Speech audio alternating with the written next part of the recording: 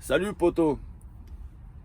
Alors franchement, avant de rentrer dans le vif du sujet de la vidéo, je voulais vous remercier tous parce que vous m'avez régalé avec vos commentaires et franchement ça c'est le meilleur remerciement que je pouvais avoir.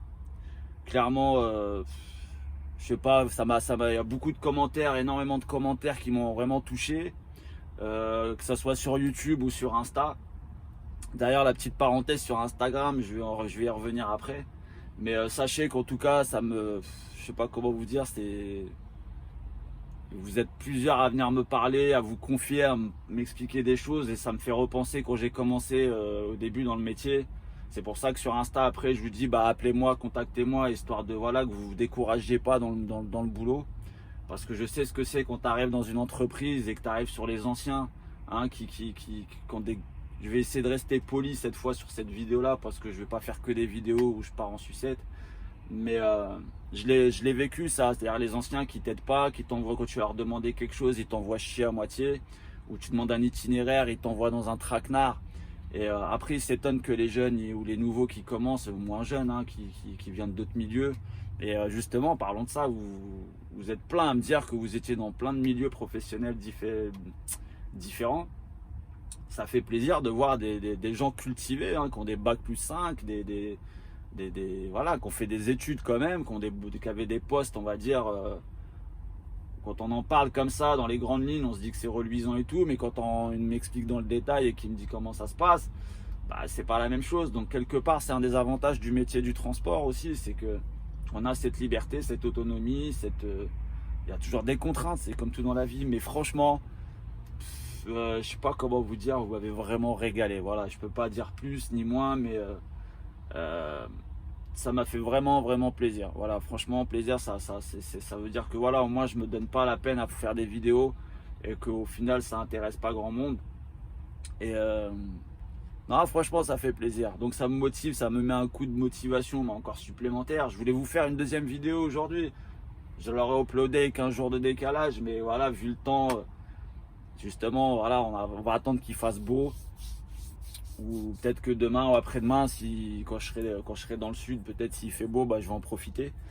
Mais là, je suis à Orléans, au centre routier d'Orléans. Donc là, voilà, c'est pas tu le vois bien dehors, c'est pas terrible le temps. Mais ouais, non, franchement, continuez comme ça, les potos. Et la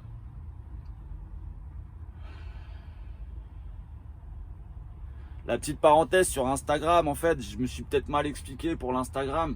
Les gars, laissez-moi vos commentaires. Vos commentaires, je les apprécie tous, il n'y a pas de problème. Hein. Même ceux qui critiquent, ils viennent, ils sont là pour lâcher des petites tacles et tout. Honnêtement, je m'en fous. Tu me feras pas un deuxième trou au cul, garçon. Le mec, il vient, ouais, nanana. Il vient pour brancher un petit peu, enfin chambrer un peu, entre guillemets. Honnêtement, je m'en fous, tu fais ce que tu veux, tu sais, c'est pas à 40 ans que tu vas me faire un deuxième trou. Enfin, t'as pas mon vécu, je connais pas le tien, mais moi, tout ce que je peux te dire, c'est que je suis blindé, tu vois, donc il n'y a pas de problème, tu peux venir tacler autant que tu veux, tu peux venir lancer tes petites vannes ou tes petites phrases toutes faites, histoire de dire, ouais, je place ma petite vanne, hein, que t'as travaillé avec tes collègues dans les routiers depuis des années. J'en ai rien à foutre de ça, franchement, tu fais ce que tu veux. T'as juste à lire les commentaires des gens qui ont regardé mes vidéos, et si après avoir lu tous ces commentaires-là, t'arrives encore à placer ta merde là en passant, t'es vraiment qu'une grosse merde. Je te le dis clairement. Tu vois, j'aurais eu encore 50% des gens qui seront pas d'accord avec moi, je comprendrais. Mais là, quand t'as 99,9% des commentaires qui te disent en gros ferme ta gueule, ben ferme ta gueule. Qu'est-ce que tu crois que tu viens faire quoi là, venir à parler sur mes vidéos YouTube? Regarde autre chose. Il y en a, il me dit ouais, je sais pas quoi. Enfin bref, j'ai même pas envie d'entrer dans le détail. Mais la petite parenthèse d'Instagram. En fait, je suis pas réseaux sociaux, j'ai pas de Facebook, j'ai rien de tout ça. Hein. Le seul snap que j'avais, je l'avais fait quand je suis parti à l'étranger en Asie. J'avais mis, je crois, le Snapchat, etc. C'était pour communiquer avec les gens sans que ça me coûte une blinde. Mais sinon, je suis pas réseau. Donc l'Instagram, je l'ai créé. Voilà, que les choses soient claires. Mon Instagram, je l'ai fait, c'est pour ceux qui ont besoin d'aide, ceux qui ont besoin de rentrer plus dans le détail, on va dire une aide personnalisée. Et croyez-moi que je me donne le temps de le faire. Encore hier, j'ai passé 2h30, 3h avec 2 ou 3 abonnés, justement à essayer de comprendre leur situation et à essayer de les aiguiller du mieux que je pouvais. Et en leur partageant aussi mon expérience dans ce domaine-là, parce que des cas de figure, Il y a beaucoup de cas de figure que vous venez m'exposer en commentaire que j'ai vécu. Donc l'Instagram, s'il vous plaît, quand c'est pour des commentaires de remerciements ou pour me dire tout simplement que vous m'encouragez, que vous êtes d'accord avec moi sur ce que je dis ou machin, laissez-les sur YouTube. Je les lis tous, les commentaires sur YouTube. Tous.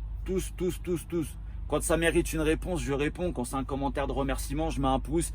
Voilà, parce que bon, vous voyez bien qu'il y a beaucoup de commentaires sur certaines vidéos, mais je les lis tous. Alors s'il vous plaît, je suis sur la route. J'ai pas envie de désactiver les notifications pour les mecs qui m'appellent justement, qui ont besoin d'aide. Mais lire des messages quand tu es sur la route, etc., c'est pas facile. Donc du coup, quand je m'arrête, je passe beaucoup de temps entre les commentaires de YouTube plus les commentaires qu'il y a sur Instagram. Donc du coup, après, j'arrive plus à voir qui vraiment avait besoin vraiment de réponses à des questions ou si c'est juste quelqu'un qui vient me remercier pour m'encourager. Ça me touche énormément.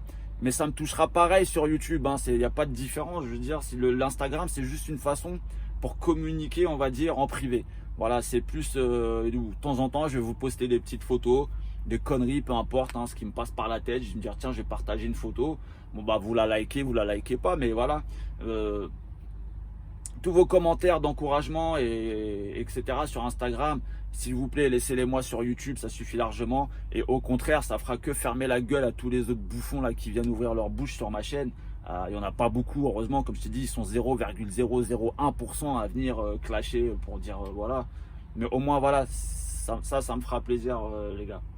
Donc voilà, poto, je te laisse dans la vidéo, justement, explication. J'espère que j'ai été clair.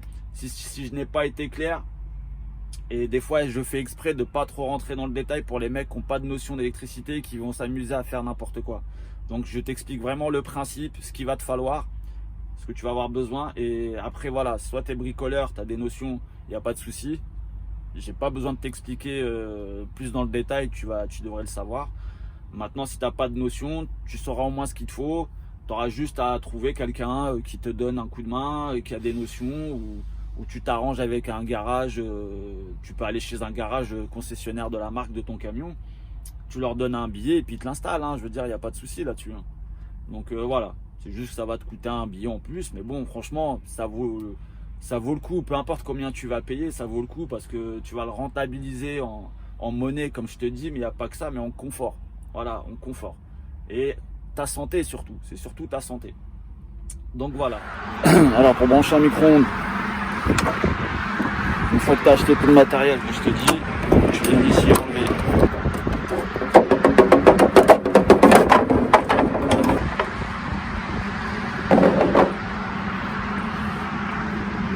Alors, tu vois le fil, tu viens le prendre sur le plus de la deuxième batterie. D'accord? Donc c'est du 10 carré.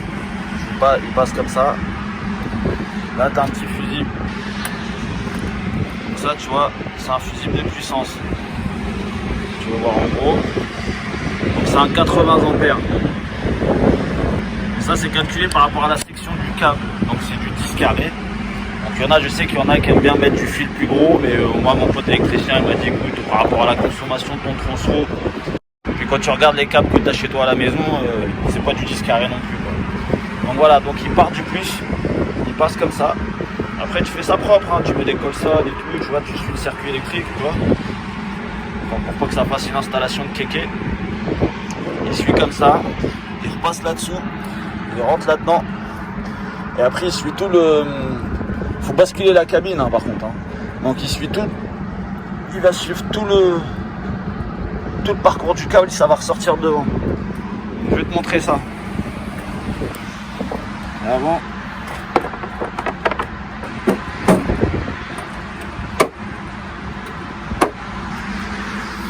Après, je sais qu'il y en a, ils se reprennent sur le coupe-circuit, mais moi, j'en ai pas sur les Scania, les nouveaux Scania. Le coupe-circuit, il est électrique, il est sur le tableau de bord.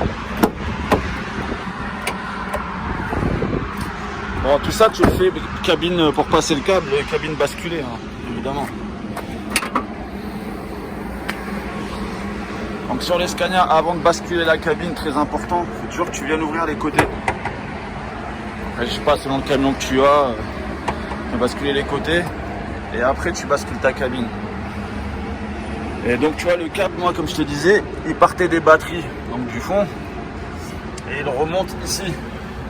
Tu vois, il remonte là, il passe ici, donc tu le passes le long des essuie-glaces, tu vois, il suit par là, et il rentre dans la gaine ici, et il passe après, il sort dans la boîte à fusible derrière, je vais te montrer après. Et la masse, parce qu'il y en a, ils tirent deux câbles directement des batteries, et là tu as une sorte de boîte à fusible ici. Donc je vais pas l'ouvrir parce que si t'es pas électricien, etc., j'ai pas envie que tu fasses de la merde et que tu fasses partir ton camion en fumée. Donc si tu as des notions d'électricité, tu as compris, tu reprends une bonne masse, il y a une bonne masse là-dedans. Donc les deux câbles ils suivent, ici après le deuxième câble il sort de là-dedans en fait. Tu vois là, il est là, le câble il passe juste, la masse elle sort juste ici et il rentre dedans. Ça passe là-dedans et tu as les deux câbles, donc la masse et le plus, mais le plus quand tu le passes en premier tu le repères hein, quand tu passes dans la cabine. Je vais te montrer après, tu vois, tu mets un scolaire après, sinon tu prends du câble rouge, mais c'est plus cher le câble rouge. Il coûte quasiment 2 fois le prix du noir, alors que c'est la même chose. Donc voilà, là il y avait déjà un trou à l'origine, hein. J'ai pas percé, hein. Comme je vois, il y en a, ils percent, ils font des trous dans les cabines. Les camions maintenant, la plupart c'est des locations.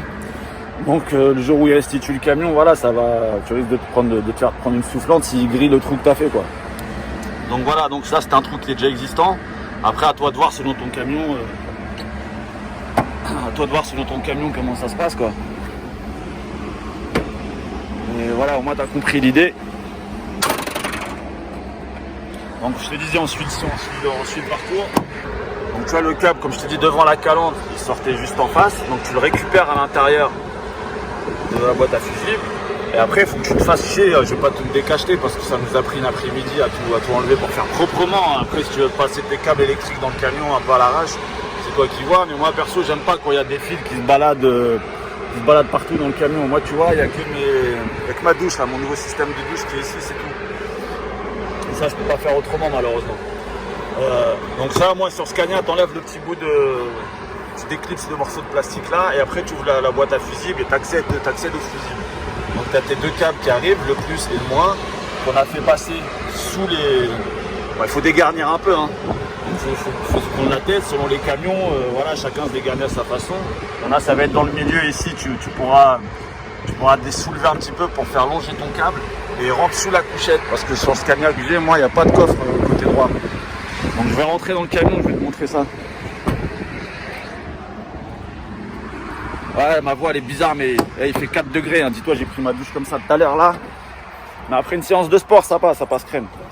Tu passes ton plus proprement, tu mets des colsons, etc. Tu le passes le long des essuie-glaces, tu essaies de trouver un trou où souvent il y a des petits caches en plastique en fait et tu as juste à les enlever, tu arrives à trouver un moyen de passer. Il y en a qui passent par la colonne de direction.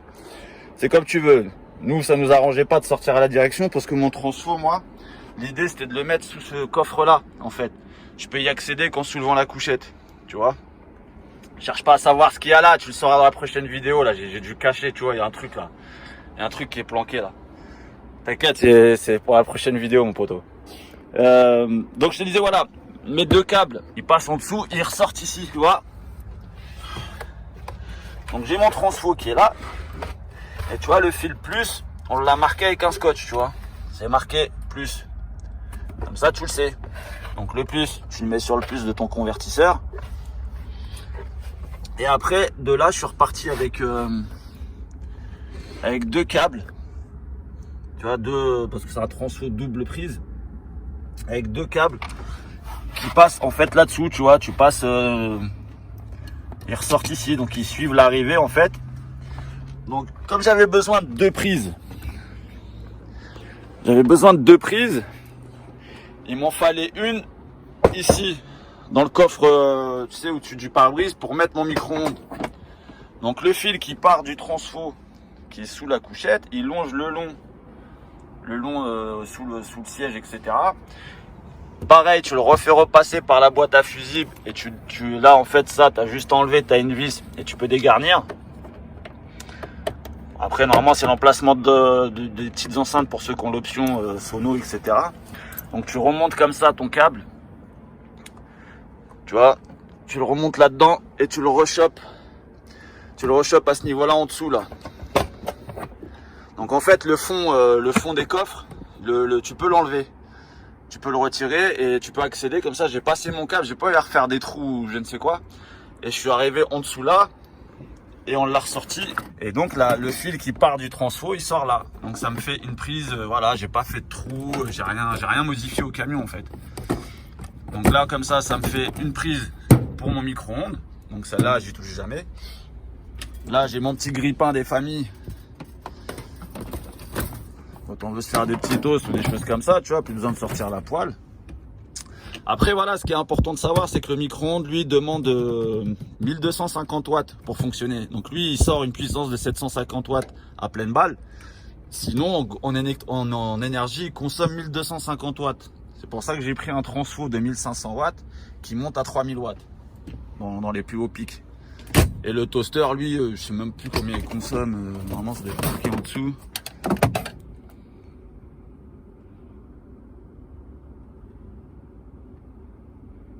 Donc tu vois, c'est pas ce qu'il y a de plus gourmand un toaster.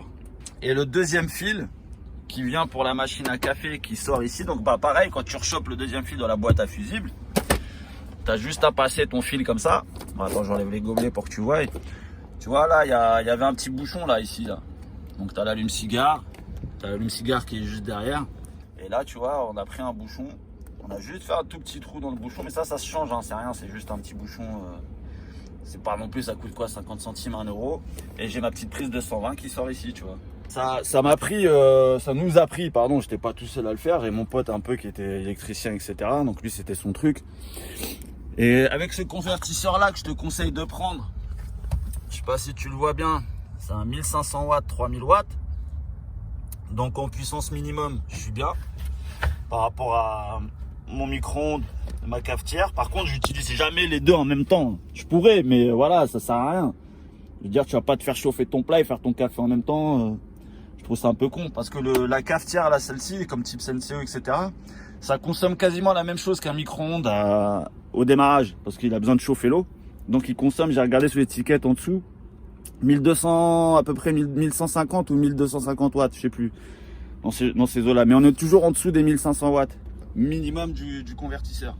Alors dans le convertisseur, tu as un fil Lagri qui part avec, c'est un fil de 2 mètres, c'est comme un câble Ethernet en fait que tu viens brancher. Là sur le côté à côté du bouton on-off. Mais tu vois, moi, mon convertisseur est toujours sur la position off. Parce qu'en fait, moi je l'allume pas, il reste pas tout le temps en fonction. Donc l'avantage de cette télécommande, c'est que moi j'ai réussi à la caser ici. Donc tu vois, quand je la case ici, là je l'allume et ça m'allume directement le convertisseur, tu vois. Donc j'ai pas besoin à chaque fois d'ouvrir la couchette, etc. Parce qu'il y en a beaucoup, ils mettent leur convertisseur derrière les sièges. Après ça te fait des fils qui partent dans tous les sens et tout. Moi perso c'est pas mon truc, tu vois. Moi j'aime bien quand voilà, c'est caché, c'est rangé, on le voit plus et on n'en parle plus. Donc avant de commencer, il va te falloir donc du câble en 10 carrés minimum, prends pas plus fin. Si tu prends du 10 carrés, tu prends un fusible de 80 ampères. Donc je vais te mettre le lien du transfo, du convertisseur, parce que c'est pas un transfo, c'est un convertisseur électrique. Je vais te mettre le lien du convertisseur, j'en ai eu pour 205, quelque chose comme ça, 205, 210 euros sur Amazon. Tu peux le trouver moins cher sur d'autres sites. Mais moi, voilà, quand je fais quelque chose, moi, il faut que ça soit fait tout de suite, tu vois. Donc, du coup, les délais de livraison étaient un peu plus longs sur un autre site. Donc, du coup, voilà, pour 30 ou 40 euros près, j'ai préféré le commander sur Amazon pour l'avoir rapidement. Après, tu fais comme tu veux, poto. Moi, je te mets le lien sur Amazon et tu peux aller le chercher sur d'autres sites ou voilà, ou sur eBay, peu importe. Hein. Il y en a qui vont te le vendre beaucoup moins cher. Mais prends pas en dessous de 1500 watts. Voilà, si tu prends minimum 1500 watts, 3000 watts en pic ou en crête, il y en a, ils appellent ça comme ils veulent.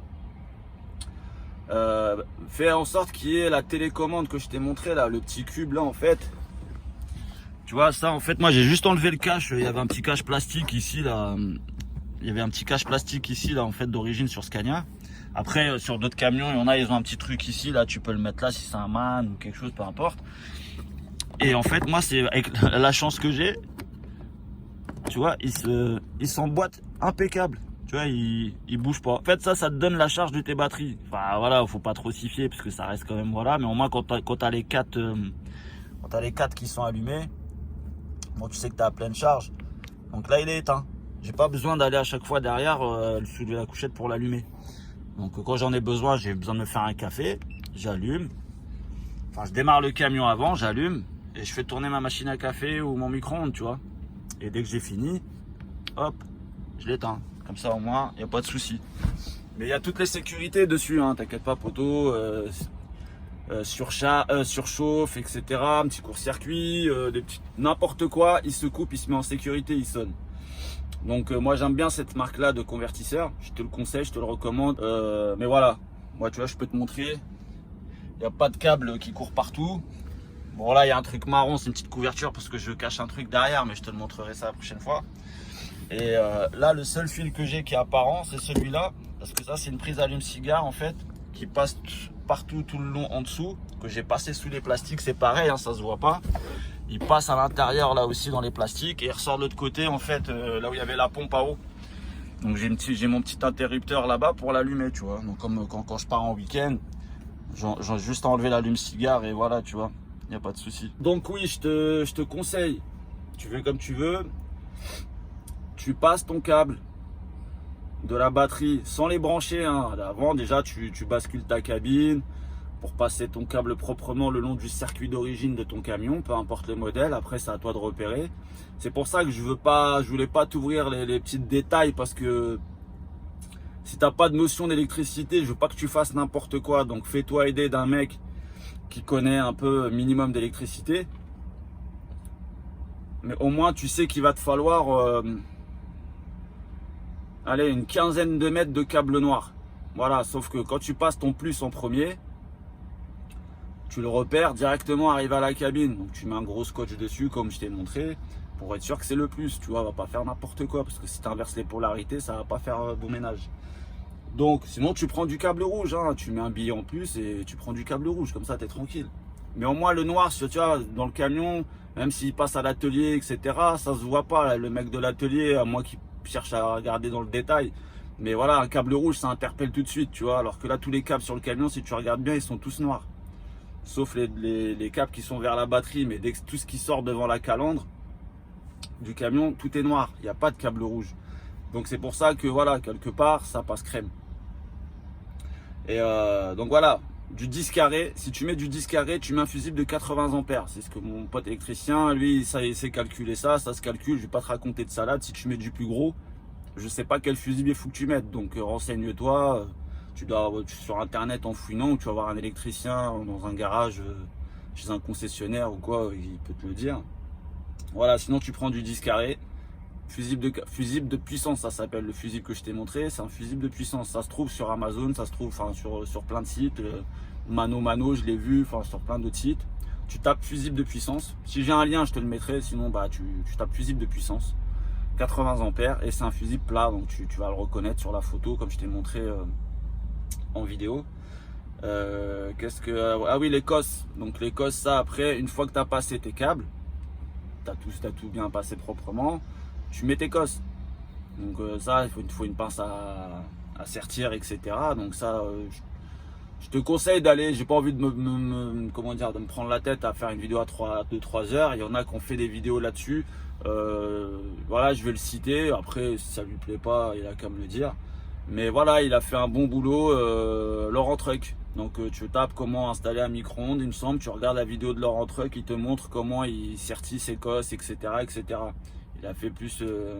Après le reste, il a fait à sa façon. Chacun fait comme il veut, tu vois. Mais voilà, c'est une installation qui est propre, un peu ce qu'il a fait, quoi. Tu vois. Après, le seul truc que moi j'ai pas.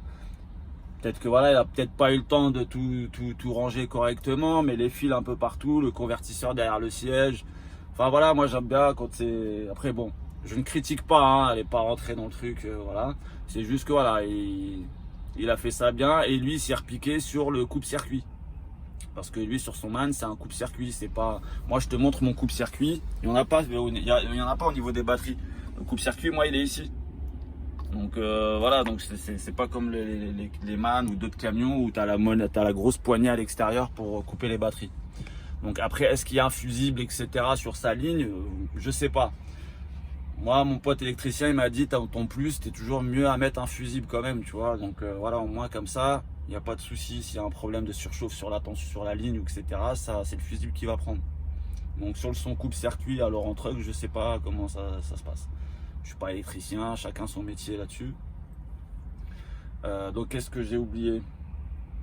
Donc le câble que j'ai utilisé pour partir du convertisseur au micro-ondes et à ma machine à café, c'est tu vas à Leroy Merlin, peu importe, hein, un truc de bricolage, t'achètes du câble nu, pas avec les prises, parce que pour passer après tu vas te faire chier, tu sais, avec les grosses prises, en fait il faut que tu achètes les prises à part.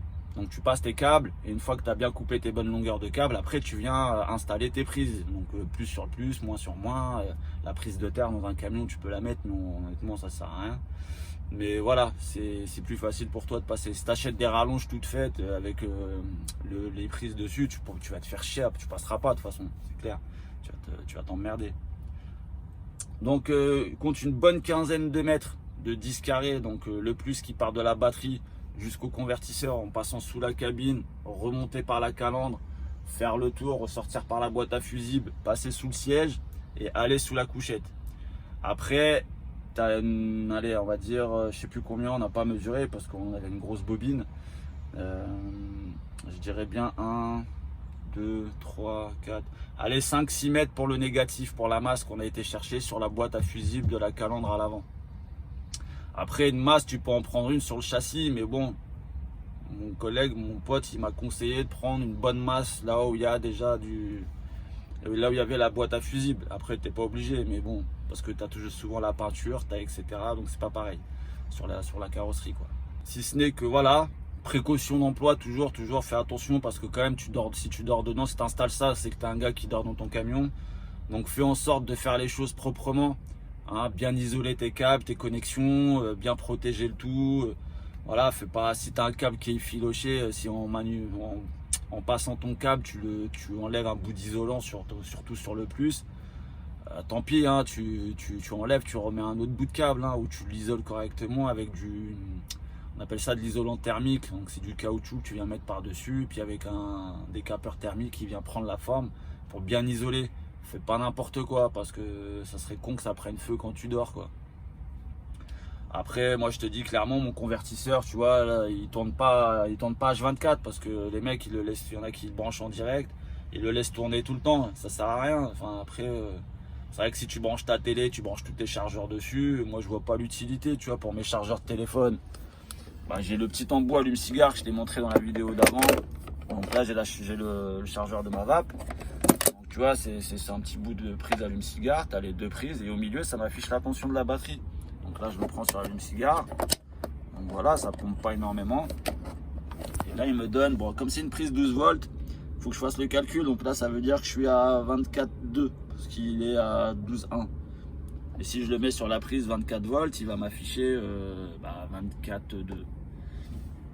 Après c'est tout, hein, j'ai rien de plus de branché. Oui, j'ai ma petite caméra là-bas qui est branchée sur l'USB d'origine du camion. Après, tu peux brancher ton chargeur de téléphone sur la prise d'origine du camion.